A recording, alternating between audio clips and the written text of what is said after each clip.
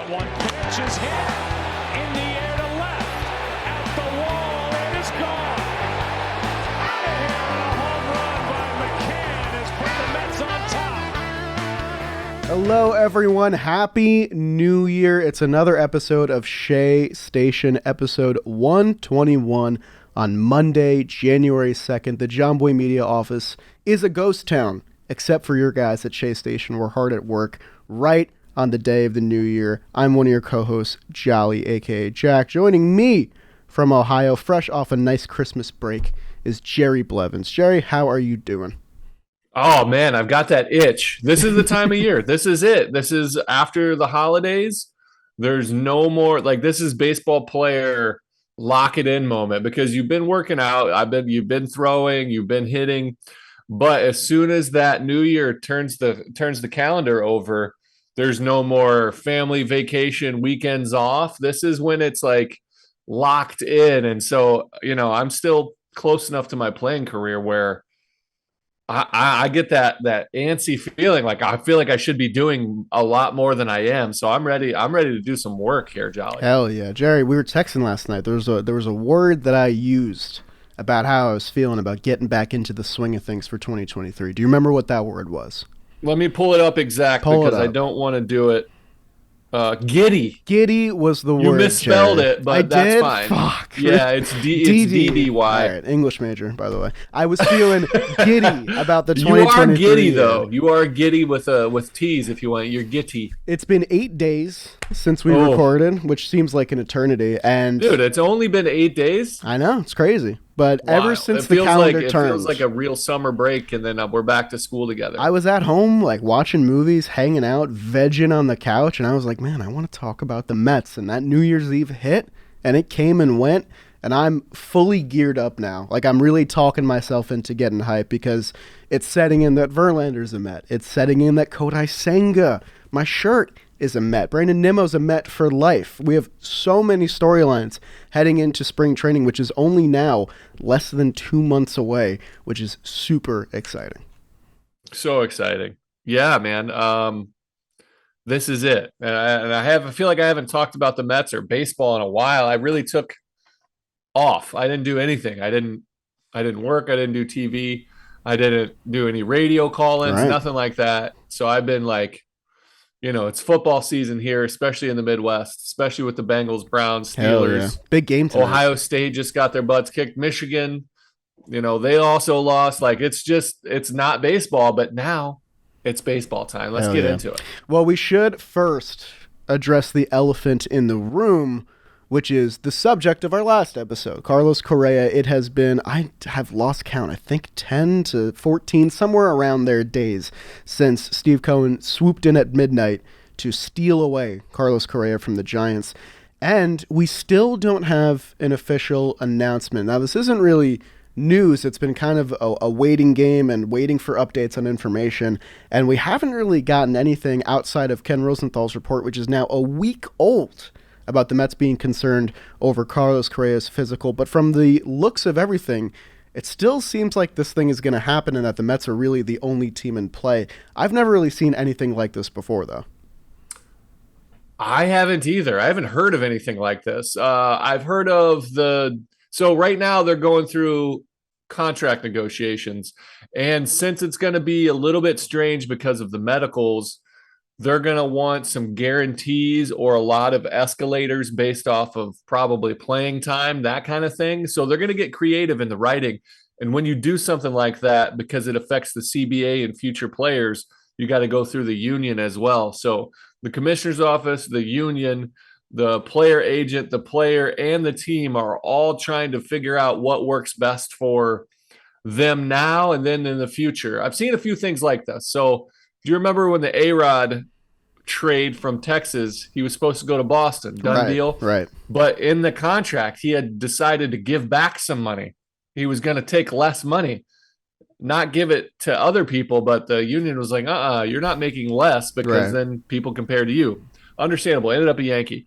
Anyway, I also remember, I can't think of the details, but John Lackey, when he signed his last deal with the Cubs, there was a medical issue and his contract was all right, I'm going to make 18 this year, But if I miss, I'm going to miss that entire year. Then the next year I'll play for like $1 million. Mm. And so he ended up, I think they traded him to the Cubs for really cheap or something like that, from the Red Sox to the Cubs. But there's stipulation that comes with medical issues, and then the teams get creative in there. So I've seen that before, but I've never seen where a team and a player had agreed. They got cold feet, and then it seems now like Correa got cold feet over going to San Francisco and was like, now this is my chance. I picked the wrong bachelorette. I gave the rose to the wrong person. I need to switch it up. It felt like a Bachelor moment. Yeah, I mean, there's a lot at stake, obviously, for both sides. I don't think that's that controversial of a statement. The Mets sold $1 million in ticket sales the day of the Correa announcement. And I'm sure that Correa does not want to go through this ordeal again. Last year he couldn't get the deal that he wanted. He took the deal with the Twins. That got him that 1 year to up his value. He bet on himself and he won. And now he should be, reaping the winnings of that bet. But at the same time, whatever the Mets see with his fibula or some surgery on his right leg that happened a long time ago, it's ringing as some sort of an alarm for the later years of this contract. And we talked about it on the Correa episode about how this contract, while it's long in length, really exists for the next 3 to 5 years. You want that elite player in your lineup to protect Pete Alonso and give this edge to the Mets that we haven't really seen in a long time, maybe ever. So that's still, I think, the focal point of the contract. But I guess now the Mets are trying to add insurances to hopefully protect themselves when this goes, a decade down the line. But with all that being said, I am still very hopeful that it gets done because to me, it feels inevitable. Yeah. It feels inevitable because, like you said, Correa doesn't want to go through all this stuff again. He already was the youngest, best shortstop on the market twice. Right. And so he got a 1 year deal, and now he got 13 and a 12. I think it's inevitable. If this doesn't go through by spring training, if he's late to spring training and he goes to another team, I will be absolutely mind blown because this just feels like they're ironing out details. Both sides want it to happen. So I'm projecting everything like Correa is a Met. Yeah, and I mean, not a lot has happened the past week because of Christmas and New Year's and holiday season. I think people are kind of taking a break, and I think the office is closed today as well. So knowing the law of Shea Station, because we've just had about a 10-minute discussion on this, it's going to happen tomorrow, and this will all just age poorly. But that'll be a good ending. 3:30 in the morning. We'll be the only ones asleep. Exactly. But the Mets did actually iron out some concrete deals that we are going to get into. We're going to kind of hop all over the place as we clean up let's do it. The roster updates. But I can't do it yet, Jerry, because we have our first sponsor of the year.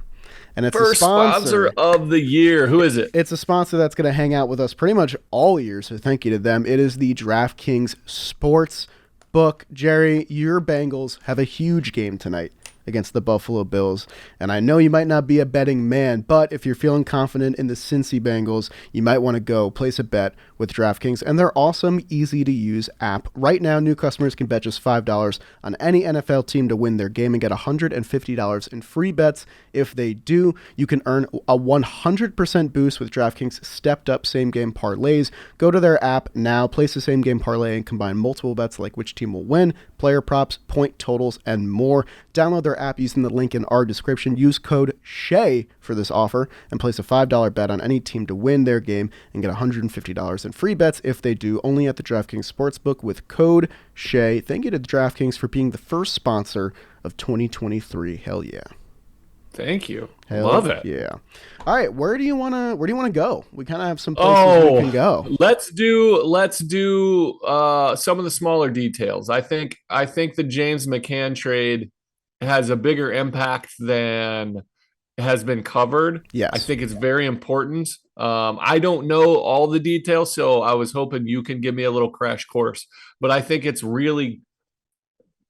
beneficial for both sides that James McCann has moved on. It was a shocking destination, in my opinion, and it was a shocking move because I was under the impression, we had talked about it a little bit on this show, that James McCann was going to be unmovable. And I thought the guy that made a little bit more sense value-wise to trade was Tomas Nido. I'm glad it didn't happen because I'm very happy Tomas Nido is a part of this team. But James McCann gets traded to the Baltimore Orioles for a player to be named later, and the Orioles are going to assume $5 million of the remaining $24 million on his contract. So the Mets once again demonstrate that they're not afraid to cut dead weight. This was, a big point in the middle of the season with the Robinson Cano deal and eating all that money to get that roster spot freed. Now James McCann, after the signing of Omar Narvaez, we kind of assumed that, okay, a move was coming for the catching department if we want Alvarez to be up here earlier, if we want it to not be crowded at the backstop with all these new guys here. And instead, it becomes a James McCann trade. I'm very curious to see who the prospect who comes back is going to be, but in the event of all this, I do agree with you. It's best for both sides. I think a change of scenery was probably needed. He goes from a huge market in the Mets to a decent, great baseball town in the Orioles, where hopefully he can rebuild his value and reassert himself as one of the better catchers in the game, like he was when we initially signed him. Yeah, it's a huge trade. It's the Mets are eating $19 million of his. He has $24 million remaining. And the Orioles are like, we'll take him and we'll pay 5 of that. And the Mets are like, all right, fine. That's a big pill to swallow. It's an interesting move because I don't know what they're going to do because the Narvaez signing. So here their catchers are Narvaez, Nido, and Alvarez, correct? Right. Yes. That is interesting because if it were Nido and Alvarez, that's a clear path for me. For Alvarez to be your everyday catcher, Nido to fill in once or twice a rotation, 3 days on, 2 days off kind of thing. You mix in a third catcher, Narvaez, who you signed to a big league deal. He's a big league catcher, but to me, he's in the same kind of Nido-esque, backup. So are they going to carry 3 and let Alvarez pinch hit on the days that he's not catching? That way they can have a backup on the bench. I have no idea where they're going to go with this, but knowing that James McCann went to a good situation, he's not going to be catching every day in Baltimore. They have somebody Rushman. there. They have their own Francisco Alvarez who burst onto the scene. They're a fun up and coming bunch. And James McCann is a great leader. Right. Like he truly is. I saw he led a lot of our meetings when I was in camp in 21. Very good person, very vocal, very out front kind of the organization. Even in spite of his lack of performance from the plate, he still put himself out there. So he's a super professional. I wish him nothing but the best, but it was very important for this roster for him to kind of, get moved along. And I think it's going to be beneficial because I'm sure he felt the booze and the pressure of that contract and living up to it. And they got their guy in waiting and Alvarez right behind him. So, yeah, I mean, I love what you said about him being a mentor because from all accounts, we heard that he was a fantastic clubhouse guy. And Adley Rutschman, it seems like he's big league ready already. He was the best catcher in the second half in the American League last year. But now he gets a guy that he can kind of rely on and go to for advice, a former All-Star in James McCann. The Orioles get him for relatively cheap considering, what the upside could be for James McCann. We saw that in 2019 and 2020. If he returns to that, it's a great deal for the Orioles. But either way, the Mets do free up that spot. And to me, this kind of signals that I think the Mets have a plan that they see Francisco Alvarez as a righty DH option. Now, the Omar Narvaez deal is still a little confusing to a lot of people. I still like it because of what he displayed in prior years. He was, one of the better catchers in the National League for pretty much all of 2019. But it does create a logjam. And I'm sure that maybe the Mets don't want to immediately throw Alvarez into the catching position. But also, I think part of that ownership regime and general manager and stuff like that know the capability of the power in that bat and don't want to just have him in AAA waiting for his catching legs to maybe grow when you have this DH spot that you could use. The obvious complication with that is you have Darren Ruff for 2 to 3 more years on this roster, so I do think if that is the case, a move might be coming for him, but how do you move Darren Ruff? And that's another big net loss because you gave up a lot to get him, and you're cutting bait pretty fast. So the Mets do have some questions to answer with this 40-man roster, especially at the backstop right now. Yeah, it's interesting. We got a lot of question marks. I think the Darren Ruff is, you got to try him out in spring training, see if he's got that pop against lefties out. If he's still got it, the guy that you traded for, then you might be able to squeeze some value out of that trade. But to me, this is the first and largest blemish on the Billy Epler regime. Yeah. Because that was a heavy trade. You got rid of a lot of prospects for an old guy that literally was the worst hitter in the league. But he's had some good years and they saw something. So who knows? I still think they're going to give him a shot because there's no trade value. If they can find a taker for the contract, I'm sure they'd give him up. But he's an older man, so to me, as long as you get Francisco Alvarez at bats regularly in the big leagues, I'm happy. If it's behind the plate, DHing, I don't want to see him get any time off. I want to see him get 500 at bats in the big leagues this year. That's what I want. That's what you need for a guy to get his feet underneath him that might have struggled or that might struggle to start. You can't give him time off. That guy that young has to play every day. So if he's in the big leagues, he's in the lineup every day for me. So I definitely that's how I feel. You got to figure it out. I think the conversation's a little different for guys like Beatty and Vientos, and that's kind of a conversation just for a different show. But with Francisco Alvarez, like, it's exactly what you said. You need to find a way to get this guy in the lineup. You've recognized him as this generational prospect, the best prospect we've seen for the Mets in a long, long time. And to have him start the year at AAA, I think would be, kind of a misleading sign to fans about what you projected and then what you actually did later on. And with Darren Ruff, I agree. I mean, you can't continue the trend of cutting bait. I think it's a good sign to fans that you're willing to cut bait when you know that something's weighing down your roster and it's costing you money and you don't care. But you can't make it a trend, because if the Mets continue to do this, it's going to enable other teams to take advantage of that, and it's going to create a sign to the league that there is mismanagement going on with this regime, when there clearly isn't, because they're making the moves to make this team a World Series contender. But at the same time, they really tripped over themselves at the trade deadline last year for this pretty much the second year in a row, if we want to be honest. And with Darren Ruff, part of the allure of the deal was that you had control over him for the next 2 years. And now that's probably the worst thing about the deal, because you have him for the next 2 years and you can't get rid of him. Yeah, it's a conundrum. So we'll see, man. But for me, Beatty has to get everyday at bats, even if he's in AAA, because he's still young, still needs a lot of seasoning. He has a taste of what it's like to be in the big leagues. He found out probably for the first time some of his major shortcomings as a player, and so he has things to work on. And the only way to work on those things is to play baseball, right. And you can't do that being a bench spot. And our team's too deep to rely on a young guy to affect his long-term stability and how good he could be by giving him a limited role. That's how I feel personally. It's a little bit old school, that kind of everyday at bats for young guys, even if it's in AAA. I think some of Dom's issues could have been ironed out earlier on if he could have been optioned down and get more at bats in the minor leagues.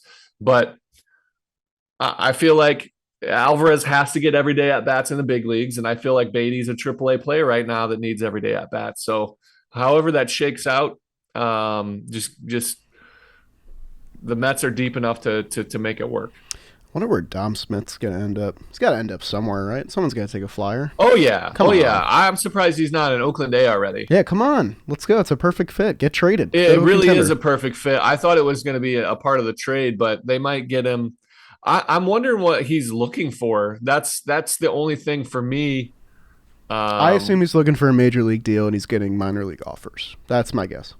Yeah, and deservedly so for him. He feels, I don't know. It'll be interesting. Whoever's going to get him is going to get a guy that could be a stalwart for their organization for a while. And so I don't know. I wish him nothing but the best. But again, that was another guy that a change of scenery could be benefit. the best thing for him. He could be Trevor May's teammate in Oakland, but he also could be Trevor Williams' teammate in Washington.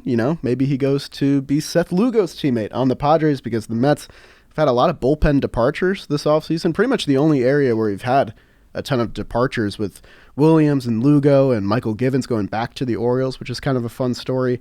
But the Mets made a statement about their bullpen by making a move that I was very happy about. Mr. Adam Ottavino gets his payday, a nearly $15 million deal over 2 years after one of the best seasons in his career. Jerry, I don't know if you're a Savant guy, but I threw his bubbles on our outline because they are just a fun sight to watch. Adam Ottavino's back with the Mets, probably not as the setup guy this time around because we've become that much more loaded back there. But this makes for a very, in my opinion, complete and lethal Mets bullpen going into 2023. That's a great sign. Great sign. I compare it to Aaron Loop when Aaron Loop had an amazing season, because him and Ottavino both had incredible seasons. Where a Loop, I didn't see him love him. Yeah. That's one of the greatest things. But I didn't think it was repeatable because of kind of the regression to the mean of who he is as a player. I thought that was a good not signing to make him come back because he was so incredible as a Met. Whereas Ottavino's amazing season, what I watched, I found very repeatable because he was, as you can tell by those bubbles that you put up, he was missing barrels. He was changing speeds. He was pitching as well as using that amazing slider. He cut down on his walks, which was like, we talked about what our projections were for him. I thought he was going to be a righty specialist because of how high his walk rate was, but he ironed that out.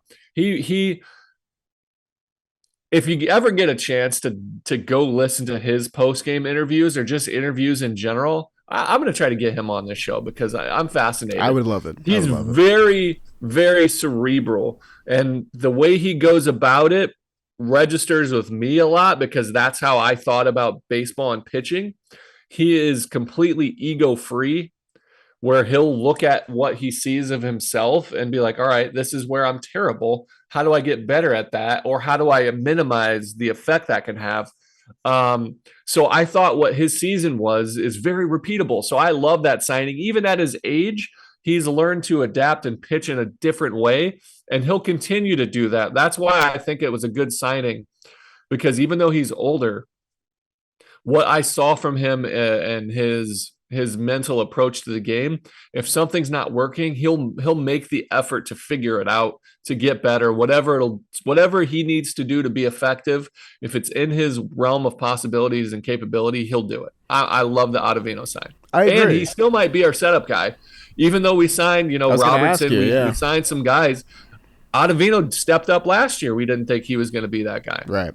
Yeah, I mean, that's also an interesting question, who gets that eighth inning ball, because you have a guy in D-Rob that was getting World Series saves last year, so you have two great options there. The Mets are so old. It's incredible. But I kind of love it, man. I love it too. It's mostly the pitchers too, which is so unconventional of a team to do. But I mean, it's just loaded with talent. It's really cool. Yeah, man. They got deeper too because you put a note in here that I found fascinating. So it's the 4 of the 20 horizontal slider movement. So the sweeping slider that goes from one side of the plate all the way across and wide. Of the top 20 with the most movement, the Mets have 4 of them, and number 1 and 2, correct? Yep. So with Ottavino and Brooks Raley, those are the top 2 sliders, horizontal sliders in the game. They also have Jeff Brigham to a big league deal, and then Jimmy Yacobonis to a minor league deal, who we saw. What's that? Great baseball name. I just saw. It's a great baseball name. We saw with the Marlins. Jimmy Yacobonis. Shout out to Gary Apple, my partner at SNY. That's his favorite name in the big leagues, Jimmy Yacobonis. I can't think of a better one. He's so excited when he pitches. So if he comes into a game and Gary's on the pre and post game, he's going to want to talk about it. It's great. Makes me think of Jordan Yamamoto. That was another one. Fun to say. Yamamoto, great name. From the Marlins too. Yeah, we keep just poaching guys from the Marlins. Still with the Mets? Nah, I think he got released. But R.I.P. Good luck to you, buddy. Go get him. He was a nice kid. Nice guy. Just had a baby. Yeah. Last time I Has saw a him, really yeah. cute dog for anyone who follows him on social media. Okay. Different kind of baby. Different kind of baby. But Dog baby. bring it back to Ottavino really quick. I like that you brought up the sliders thing. In 2021, not one of his better years. I think it was with the Red Sox that year. His peripherals were still great. If you go back on Savant, you look at them, he's still, above the 90th percentile in hard hit percentage, average exit velocity, missing barrels, all that. But as you mentioned before, he wasn't missing bats. He was still, bottom 10% in walk percentage, bottom 10% in chase rate. And that's something that he rectified with the Mets. So they must have figured something out. When we talked on our PPP, you mentioned that we thought he would be a right-handed specialist. I remember going to some of my coworkers after, who are all Yankees fans and had Ottavino in 2019 and 2020, and bringing up that point, and they said, no, that's not how Ottavino works. That's never been how Ottavino works. He thrives as a guy that can get both sides of the plate out when he's at his best. And that's exactly what we saw last year. You had Seth Lugo, who was kind of the right-handed lefty specialist, but Ottavino was special because it didn't matter who he was facing. That slider can buckle pretty much anybody, whether it's coming at you or going away from you. And not only did he get better in the areas that he was already great in 2021, but he did improve that control all the way up to the 77th percentile after being in the 7th percentile the year before. So just an awesome year for him. He gets his bag that he deserves. And another great note is that the Mets did find a replacement for Seth Lugo's efficiency against lefties in David Robertson. So now you have a guy who held lefties to a 179 batting average last year in Robertson, and then Ottavino, who held righties to a 161 batting average last year as well. So you have guys that are lethal on both sides of the plate. You can kind of cater to whatever the eighth inning brings you, whether it's, 3 righties, 3 lefties, righty, left, righty, whatever. You have options now, and the Mets have done a great job this offseason giving themselves options, not sticking themselves in a corner. Yes. Also, good luck to Seth Lugo and the Padres. Happy for him. He's going to get a chance to start. Pretty cool. He's on a very good and exciting team. Very cool. I'm happy for him. He's going to want the chance to say, I told you so. Told you I should have been in this rotation. So I wish him nothing but the best, man. He is currently slotted in as their number 5 starter. So he's going to get that shot. He's right behind, Darvish, Musgrove, Snell, Martinez. And if he puts it together and is also a key contributor in that rotation, that is a special 1 through 5 that the Padres have over there that we got a little taste of on wildcard weekend. A little taste. A little bit. A little bit. The shiny ears. He'll be the guy that I root for, though, on the Padres. I have to pretty much dislike them wholeheartedly otherwise. Okay. All right. I still like the Padres. My boy Stammen's still over there. I hold grudges in my fandom. Come on. I don't blame you. Yeah. And their uniforms are so sick.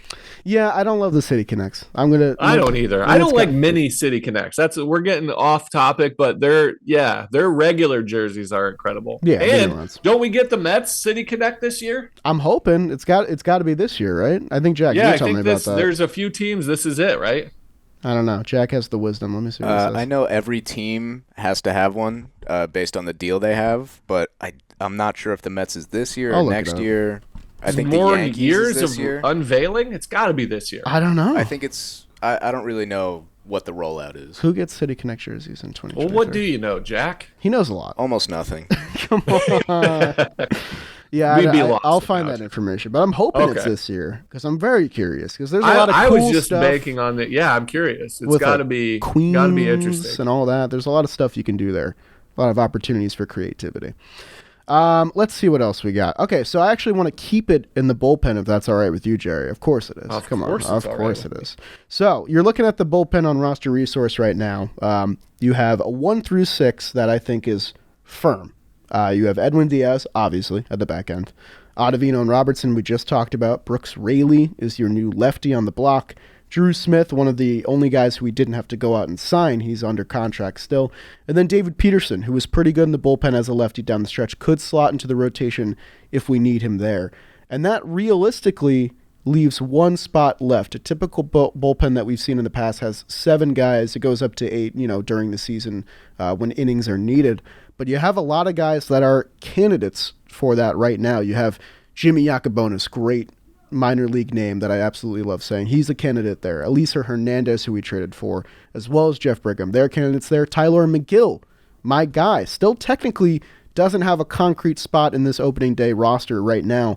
And then John Curtis, who, if anyone remembers, we signed last year to a 2-year deal with the club option, helped him rehab. He's going to be healthy for 2023. So, and also Joey Lucchesi, the Churve, also still doesn't have a spot and could slot into this bullpen here. There's like 5 or 6 guys that might be competing for one spot if everyone's healthy come April. So I just wanted to, I guess, get your opinion on who do you think is kind of a front runner in that area? Yeah, so let's start off. To me, again, this is my personal opinion. David Peterson, Tylor Megill, just like Alvarez and Beatty, need to be starters. Yeah. Their value, they're still potential starters for me. So whether it's in the bullpen or whether it's in the big leagues or in AAA, those guys need to continue to get stretched out.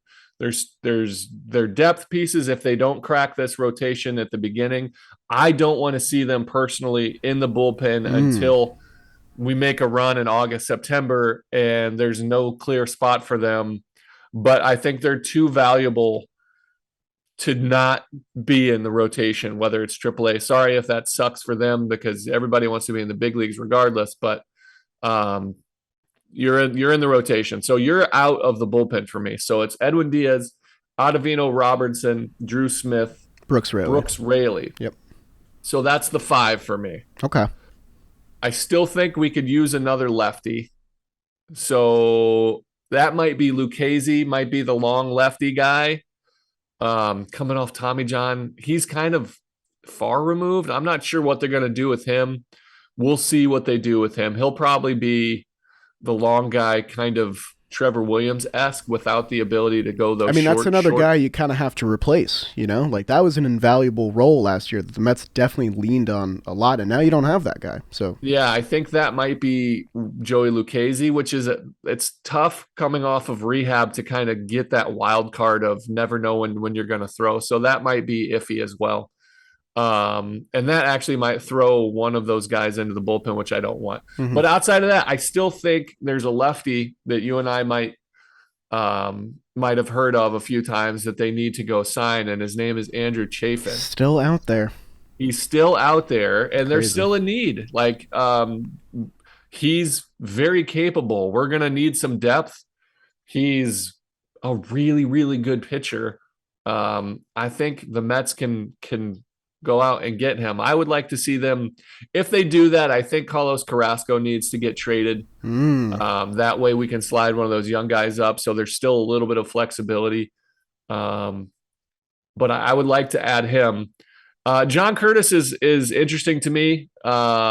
This is the reason you signed him to that 2-year deal is for when he's back, you put him in the big league. So we'll see what they got. And then Eliza Hernandez is pretty nasty as well. Still young. He's like 28. Right. He can figure some things out, but he's a depth piece. He has options, I believe. So yeah, I think he has 1 or 2. I'm not sure. Curtis was a 2020 Rays guy when they had an incredible bullpen that took them to the World Series. They have a great bullpen every year, but they really enriched him and figured something out. He's only ever pitched, his most was 44 innings in 2021. So this is still a guy that you're kind of, you have some question marks surrounding, but when he's at his best, John Curtis fits into this bullpen easily, in my opinion. I'm still of the opinion that one of Tylor Megill and David Peterson is going to be in this bullpen. Whether or not it's for the best for their long-term careers, I think it's something that the Mets want right now and that they think that this roster might need. And as I mentioned before, you need to find some kind of replacement for Trevor Williams. You're not going to get another Trevor Williams, in my opinion. I think that was a very special swingman that could do literally anything you asked him to. Start a game, eat 4 innings in the middle of a game, get a save, whatever you needed, Trevor Williams gave to you. With a guy like Peterson or Megill, I think they can slot into that role well. They're just going to need a period of adjustment. I'm not sure how they feel about Tylor Megill. We saw April 2022 was like a dream come true for me. He was one of the best starters in the league in ERA under 2, but also never pitched more than 6 2/3 innings. So we don't know what kind of length he can realistically give you. He still has to build that arm a little bit. Whereas David Peterson, there's been so many ups and downs, and we saw, flashes of brilliance last year, whereas 2021 was kind of a big struggle for him. But last year, he had, 9 games as a reliever, 19 games as a starter, was pretty effective in both roles, really felt like he found his footing later in the season. It's a tough call to make And I do think one of them is probably going to start the year at Syracuse to become that sixth option in case something happens. But with all that being said, I don't agree that the Mets should trade Carlos Carrasco just because I've seen rotations fall apart quickly. You have a lot of older guys in this rotation, not necessarily saying that they're injury prone, but that is a factor you have to think about. And I want the Mets to have as much insurance as possible for this 162 game stretch. Yeah, that was only if they signed Right. another bullpen guy. Of course, but which they might. I don't want Carlos Carrasco to be traded either, but he is a very capable guy, deserves to have a start. But for me, Peterson proved he can handle the load of innings for me. Tyler McGill, a lot of it was like those innings, those higher innings he would get to. That's when he became injured, and you saw them monitor that. Yep. If it's a bullpen, I think they might push him to the bullpen to keep his pitch count down as like number of pitches, because the higher you go, the more prone to injury every throw gets. And I think that's where he fatigued. And if they keep him like that early, he might have that mid to high 90s fastball and be able to pitch off that on a more regular basis. So that I can see happening, but to me, they're both still starters. And for me, Peterson deserves to be in the rotation for me. Again, he pitched really well for both, but he proved to me that he's capable of handling a lot as a rotation piece. Yeah, and I mean, there is still a world where the Mets might roll with a six-man rotation and give, the load management that guys like Scherzer or Verlander might need. Obviously, those guys are, hounds, and they're going to want to get every start every fourth or fifth day. But I definitely envision McGill more in Williams' role from last year. I don't know if it's just the fact that they're a similar profile, they're both right-handed, they both, kind of cap out at 5 to 6 innings, whatever. But I just think that his pitch mix is built for it right now. He really struggled with third time around the order when he was a starter, even in his better starts, aside from the no-hitter, obviously. And I just think that it would be so strange to see one of them in AAA. But as you said, like, if they're rotting away in a sixth spot or in the swingman spot, that's not helpful to you and that's not helpful to them. So a move would have to be made there. But yeah, I mean, all signs point to the Mets not being done, because who knows if they're ever going to be done, truly. And Andrew Chafin and other guys who are very talented relievers are still out there on the market. Yeah, there's a lot. I just was looking at Peterson's splits. As a starter, he had a 3.8 OPS plus of 96, which is amazing. As a reliever, a 3.68, a little bit lower, but an OPS of 119. He was successful in both. He did great in both. He had some bumps in both. Yeah. But it'll be interesting. I'm curious to see how it plays out in spring training. Their bullpen is very good starting at the back. You have 5 legit guys. Yep. And then you have guys like Nagosic, who I think proved he's capable of, if they say this is your spot to lose in spring training, I would be okay with that, because he can come out, pitch and have that spot and then see where it goes from there, because you're only going to get 3 more guys. And you need flexibility to move these guys up and down. So I wouldn't be surprised if this is their bullpen going forward. I mean, never forget that Darren Ruff had 2 shutout innings in the bullpen last year. So that's still, if it doesn't work out, he'll be the designated both he's guys. your Ohtani. If you really think about it, you have one on your hands. That's what the trade was for. That makes sense. I put it together. Ohtani clearly the better hitter, but it seems like Ruff close. Might be the better pitcher statistically. All right, what else we got? Last minute cleanup on a couple things before we head out. Mets signed Danny Mendick, who's got a name that we're not going to make fun of. He agrees to a 1-year, $1 million deal. Jack is smirking a little bit. It's making me laugh a little bit. Pretty good player. Guys. This is 2023. Come on, you're dealing with a couple kids here, right? Was good in 106 plate appearances last year, got injured and non-tendered by the White Sox. Mets scoop him up and get 4 years of control. It does mean the departure of Yohan Lopez, which I wanted to bring up because Yohan Lopez, what an unforgettable Mets tenure, him and Adonis Medina from last year. A couple of heroes. It's a shame. A couple of heroes. They had some shining moments, man. I'll tell you that. Yeah. It's pretty cool. But yeah, so that's some infield depth for the Mets. Not a bad move at all. He's also got some options. just gives them a little bit of flexibility, which I love. Another good supplementary move by this regime. And man, I think that's all I got for the most part. How'd you go a whole bullpen episode or bullpen segment without bringing up Montez de Oca? I knew you were gonna do this. There's too many of them now. There's too many great options. Montez de Oca just feels like a guy that will probably need more refining at AAA. But hey, you keep poking fun. One day he's gonna come up. He's gonna. Hey, I wish him nothing but success. I hope go. he's everything that your heart desires him to be. I'm gonna get the jersey while it's cheap. Just you wait. Does it say Montez de Oca or does it says de Oca? I've always wanted a jersey with like a long name on the back. I think it's Montez de Oca. It says the whole thing. So I want like a Jared Saltalamacchia where it like goes down the sides and shit like that. And he's a perfect candidate. Yeah, that's the truth. Could be good. Could be a nice find. Could be good. Man, it's nice to talk to you again. Yeah, Jerry, it's been good. We just killed an hour. It flew by. It's crazy. I love it. Yeah, man. We'll stay on top of the Correa stuff. We've got some exciting episodes coming up. Got a fun guest in 2 days. Yeah, I'm still waiting to hear back from a friend, so we'll see when that goes, and I'll keep you in touch. But I'm gonna try to reach out to Ottavino and see if we can get him on. Use those connects, Jerry. Networking master. I'll try. It's all good. I'll see who I can contact. He's got all the friends on the inside, guys. Also, new Mets Rule 5 draft pick Zach Green followed Shea Station, so maybe we'll get him too. Another bullpen guy. Yeah. Teach me about Zach Green. Do you know anything? He's the Rule 5 guy. Yeah, I should probably know more, but I do know that he was a former Yankee guy. He had some really good numbers in his most innings pitched last year. And he follows our social medias, which means that he's already a Mets great. And maybe we could chat with him too. Who the hell knows? Who knows? We got space to fill. Zach Green. I'm gonna look him up. He's got that's a position player name. Yeah, he's got like a second baseman name. Yeah, this is like he plays some infield. Yeah. Maybe he has. Maybe he's another Ohtani type. Who the hell knows, man? We gotta ask him. That's the truth. All right, buddy. We'll see you Wednesday for a Happy New Year, Mets fans. Yeah, we'll be recording Wednesday. Are we gonna? We can't leak it yet. We want it to be a big surprise. It's gonna be next week's episode, most likely. Probably. We'll probably pocket it. All right. And we'll probably talk Correa once it gets announced or unannounced. I like the Kodai Senga shirt you got going on there. Shop.johnboymedia.com, guys. Just yeah, saying. 34. That's a former beloved Met that wore that jersey. All right, I forget who it is. Isn't he a West Coast guy? Isn't it?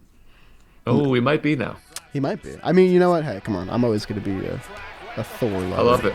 Come on. Good friend. Good teammate. All right. Let's go, Mets. Let's go, Mets. See you guys soon. Let's go, Correa. Sign something. Figure it out, guys. Stop taking the holidays off. Slacker.